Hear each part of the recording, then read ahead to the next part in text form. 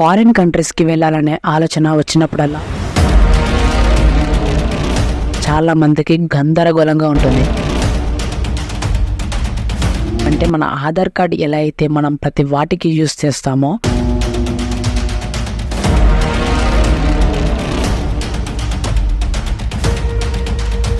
ఇది అందరికీ లభించే పాస్పోర్ట్ కాదు. ఇండియాలో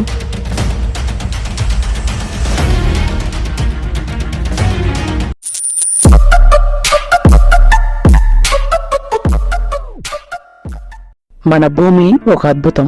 ఈ భూమిపై ఉన్న వింతైన ప్రదేశాలు, వింతైన మనుషులు, ఆశ్చర్యం కలిగించే టెక్నాలజీ ప్రజెంట్ ఎగ్జిస్ట్ అయి ఉన్నాయి. మనం ఒక ప్లేస్ నుంచి మరొక ప్లేస్కి వెళ్ళాలంటే ఖచ్చితంగా ట్రావెల్ మెకానిజమ్స్ని యూజ్ చేస్తాం. Example 2 wheelers, 3 wheelers, 4 wheelers etcetera. These particular traveling మోటార్స్ని మనం రోడ్పై ట్రావెల్ చేయాల్సి ఉంటుంది. మనం ఒక దేశానికి విజిట్ చేయాలనుకుంటే ఖచ్చితంగా ఏరోప్లేన్లో వెళ్ళాల్సి ఉంటుంది. మనం ఏరోప్లేన్లో ఒక దేశానికి వెళ్ళాలంటే పాస్పోర్ట్ అండ్ వీసా ఉండాలి. ఈరోజు ఈ వీడియోలో పాస్పోర్ట్ ఎన్ని రకాలు ఉంటాయి అండ్ ఒక్కొక్క పాస్పోర్ట్ ఎలా యూజ్ అవుతుందో తెలుసుకోబోతున్నాం. అండ్ వీసా అంటే ఏంటో కూడా చెప్పబోతున్నా. వీడియోని లాస్ట్ వరకు చూడండి. ఫారిన్ కంట్రీస్కి వెళ్ళాలనే ఆలోచన వచ్చినప్పుడల్లా పాస్పోర్ట్ అండ్ వీసా గుర్తుకొస్తాయి. ఈ పాస్పోర్ట్ వీసా గురించి ఈ రోజుల్లో చాలా మందికి గందరగోళంగా ఉంటుంది. పాస్పోర్ట్ అనేది ఒక గుర్తింపు కార్డు. ఇది ఫారిన్ కంట్రీస్కి వెళ్ళేటప్పుడు మీ గుర్తింపును చూపించే మెయిన్ సర్టిఫికేట్. ఈ పాస్పోర్ట్ అనేది భారత ప్రభుత్వంతో చేయబడుతుంది. ఈ పాస్పోర్ట్ మీ గుర్తింపు, జాతీయతను తెలియజేస్తుంది. అంటే ఎగ్జాంపుల్గా చెప్పాలంటే మన ఆధార్ కార్డ్ ఎలా అయితే మనం ప్రతి వాటికి యూజ్ చేస్తామో అదేవిధంగా ఈ పాస్పోర్ట్ కూడా.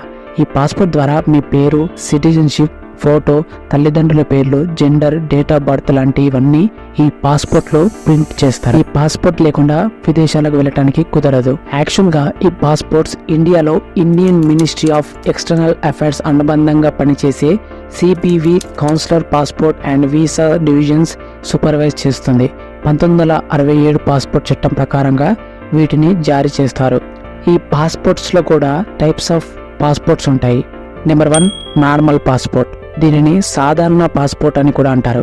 విదేశాలకు వెళ్లే వారికి ఈ పాస్పోర్ట్ ఇస్తారు. ఈ పాస్పోర్ట్ యొక్క యూజ్ ఏంటంటే ఈ passport just personal trips, business trips, educational purpose కోసం యూజ్ అవుతుంది. Next official passport. ఈ పాస్పోర్ట్ అనేది వేరే దేశంలో పనిచేసే ప్రభుత్వ ఉద్యోగులకు ఇవ్వబడుతుంది. ఈ పాస్పోర్ట్ ఉన్న అధికారులు ఫారిన్ టూర్స్ టైంలో వివిధ రకాల బెనిఫిట్స్ పొందుతారు. ఈ పాస్పోర్ట్ ద్వారా ఈ యూజర్ ఇమిగ్రేషన్ ఫార్మాలిటీల నుండి చాలా ఈజీగా క్లియరెన్స్ పొందుతారు. ఈ ఇమిగ్రేషన్ ఫార్మాలిటీ అంటే ఈ దేశం వ్యక్తి అక్కడ శాశ్వతంగా ఉండటానికి ఎలిజిబుల్ అవుతారు. Next orange passport. ఈ ఆరెంజ్ పాస్పోర్ట్ ని గవర్నమెంట్ 2018 నుండే ప్రారంభించింది. ఇది ఇతర పాస్పోర్ట్స్ కంటే డిఫరెంట్ గా ఉంటుంది.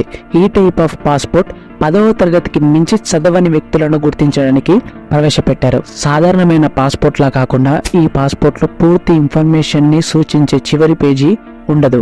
బిగ్ ఎడ్యుకేషనల్ క్వాలిఫికేషన్ లేని వ్యక్తులు ఈ పాస్పోర్ట్ కిందకి వస్తారు. Temporary passport. ఈ పాస్పోర్ట్ కాల పరిమితి చాలా తక్కువగా ఉంటుంది. If in case foreign tours వెళ్తున్నట్లయితే ఈ పాస్పోర్ట్ ని తీసుకోవాల్సి ఉంటుంది. ఈ టెంపరరీ పాస్పోర్ట్ వ్యాలిడేషన్ అనేది యుఎస్ లో 1 ఇయర్ లేదా 1 ఇయర్ కంటే లెస్ గా ఉంటుంది. Official white passports. దీనిని టైప్ ఎస్ పాస్పోర్ట్ అంటారు. ఇది సర్వీస్ అనే అర్థాన్ని సూచిస్తుంది. భారత రిప్రజెంటేటివ్స్ గా అఫీషియల్ యాక్టివిటీస్, డెస్టినేషన్ మేనేజ్మెంట్ కోసం విదేశాలకు వెళ్లే వారి కోసం ఈ పాస్పోర్ట్స్ జారీ చేస్తారు. ఇది వైట్ రంగులో ఉంటుంది. ఈ పాస్పోర్ట్ తో భారత్ నుంచి వచ్చిన ఆఫీసర్స్ గా ఒక గుర్తింపు లభిస్తుంది. పోలీసులు, ఇతర సివిల్ సర్వెంట్స్ జాతీయత ప్రయోజనాల కోసం విదేశాల్లో ప్రయాణిస్తున్నప్పుడు స్థానిక అధికారుల నుంచి ఏదైనా సహకారం కోరేందుకు అవకాశం ఉంటుంది. Next diplomatic maroon passport. దీనిని టైప్ డి పాస్పోర్ట్ అంటారు. ఇది మెరూన్ కలర్ లో ఉంటుంది. ఇది అందరికీ లభించే పాస్పోర్ట్ కాదు. ఇండియాలో డిప్లొమాటిక్స్ కి టాప్ ర్యాంకింగ్స్ కి వ్యక్తులకు మాత్రమే ఈ పాస్పోర్ట్ జారీ చేస్తారు.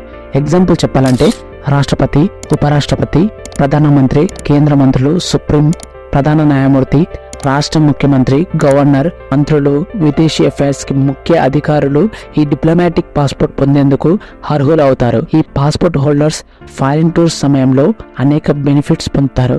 అదనంగా వీళ్ళకి ఫారిన్ వెళ్ళటానికి వీసా అవసరం లేదు. అలాగే మెరూన్ పాస్పోర్ట్ హోల్డర్స్ సాధారణమైన వ్యక్తుల కంటే చాలా వేగంగా ఇమిగ్రేషన్ ఫార్మాలిటీస్ క్లియర్ చేయగలరు. అన్ని దేశాలతో ఈ డిప్లొమాటిక్ పాస్పోర్ట్ సంబంధించిన కీలక ఒప్పందాలు ఉంటాయి. వీరిని సాధారణ ప్రయాణికుల్లా కాకుండా ప్రత్యేకంగా చూస్తారు. డిప్లొమాటిక్ పాస్పోర్ట్ ఉన్న వారికి, వారి కుటుంబ సభ్యులకు విమానాశ్రయాల్లో భద్రతాపరమైన ఇన్స్పెక్షన్ నుంచి ఎక్సెప్షన్ ఉంటుంది. అంతేకాకుండా వీరు తమ సొంత వాహనంలో విమానం దగ్గర వరకు వెళ్ళవచ్చు. వీరికి ప్రత్యేకమైన సీట్లు కేటాయిస్తారు. విశ్రాంతి తీసుకోవటానికి ప్రత్యేక అకామిడేషన్ అవైలబుల్గా ఉంటాయి. ఫారిన్లో కూడా వీరికి తగిన భద్రత అవైలబుల్గా ఉంటుంది. వీసా. ఫస్ట్ వీసా అంటే ఏంటి? వీసా అనేది వేరే దేశంలోకి ప్రవేశించడానికి అఫీషియల్ డాక్యుమెంట్. ఇది ఫిక్స్డ్ పీరియడ్ ఆఫ్ టైం వరకు జారీ చేయబడుతుంది. అంటే మీరు వెళ్ళే దేశంలో ఎన్ని రోజులు ఉండవచ్చు అనేది వీసాలో ఉంటుంది. దాని టైం కంప్లీట్ అయ్యాక మీరు ఆ దేశం విడిచి వెళ్ళాలి. అక్కడ ఇంకో ఆప్షన్ ఉండదు. వీసాలో రకాలుంటాయి. అవేంటంటే వీసా ఇష్యూ చేయడానికి ప్రతి దేశం దాని సొంత రూల్స్ని కలిగి ఉంటుంది. మన భారతదేశం విషయానికి వస్తే tourist visa, business visa, transit visa, journalist visa, entry visa, on arrival visa, partner వీసాతో సహా 11 రకాల వీసాలు ఇక్కడ జారీ చేయబడతాయి. First tourist visa. భారతదేశంలో ఉన్న అందాలను చూసేందుకు ప్రతి సంవత్సరం పెద్ద సంఖ్యలో టూరిస్టులు వస్తూ ఉంటారు. ఫారిన్ టూరిస్టుల కోసం వారికి టూరిస్ట్ వీసా ఇస్తారు. ఈ వీసా పొందిన వారు మాత్రమే చుట్టూ తిరగగలరు. Transit visa. ఈ వీసా అనేది ఒక దేశం మీదుగా మూడో దేశానికి వెళ్లాల్సి వచ్చినప్పుడు ట్రాన్సిట్ వీసా జారీ చేయబడుతుంది. ఎగ్జాంపుల్ చెప్పాలంటే, మీరు కెనడాకు వెళ్ళాలి. మీ విమానం అమెరికా మీదుగా వెళ్తుంది అనుకుందాం. అప్పుడు మీరు అమెరికా ట్రాన్సిట్ వీసా తీసుకోవాల్సి ఉంటుంది. Business oriented entrepreneur visa. ఈ వీసా బిజినెస్ యాక్టివిటీస్ లేదా అధికారిక పని నుండి వచ్చే వారికి బిజినెస్ వీసా ఇవ్వబడుతుంది. ఉద్యోగం చేస్తున్న వారికి కూడా అదే వీసా ఇస్తారు. Next your partner visa. దేశంలో నివసిస్తున్న వ్యక్తి తన భాగస్వామిని ఆహ్వానించాలనుకుంటే అతను భాగస్వామి వీసా తీసుకోవాల్సి ఉంటుంది. And next journalist visa. Journalist విదేశాలకు వెళితే జర్నలిస్ట్ వీసా ఇస్తారు. ఈ జర్నలిస్టులు ఏదైనా న్యూస్ ఇన్స్టిట్యూషన్స్తో అనుబంధం కలిగి ఉండాలి. అలా లేకపోతే వీసా ఇవ్వరు. Marriage visa. మ్యారేజ్ వీసాకు తక్కువ కాలం పరిమితి ఉంటుంది. ఎవరైనా పెళ్లి చేసుకోవాలనుకున్నప్పుడు అండ్ అతని భాగస్వామి వేరే దేశం నుండి వచ్చినప్పుడు అతను వివాహ వీసా కోసం దరఖాస్తు చేసుకోవాలి. నెక్స్ట్ మనం పాస్పోర్ట్ తీసుకోవాలనుకుంటే ఖచ్చితంగా కొన్ని డాక్యుమెంట్స్ కావాలి. అవేంటంటే voter ID card, Aadhaar card or ఈ ఆధార్ ఉన్నా సరిపోతుంది. And PAN card, driving licence, birth certificate, ration card, 10th standard marks card and bank passbook photo. వీటిలో ఏ ఒక్కటి లేకపోయినా పాస్పోర్ట్కి అప్లై చేసుకోవడానికి కుదరదు. కంపల్సరీగా పాస్పోర్ట్ కావాలంటే ఖచ్చితంగా నేను చెప్పిన డాక్యుమెంట్స్ ఉండాలి. సో ఫ్రెండ్స్, ఓవరాల్గా వీడియో ఇది. ఏమైనా డౌట్స్ ఉంటే కింద కామెంట్ సెక్షన్లో కామెంట్ చేయండి. వీడియో నచ్చితే లైక్ చేయండి అండ్ కంటెంట్ నచ్చితే సబ్స్క్రైబ్ చేసుకోవడం మాత్రం మర్చిపోకండి. Thanks for watching. జై హింద్.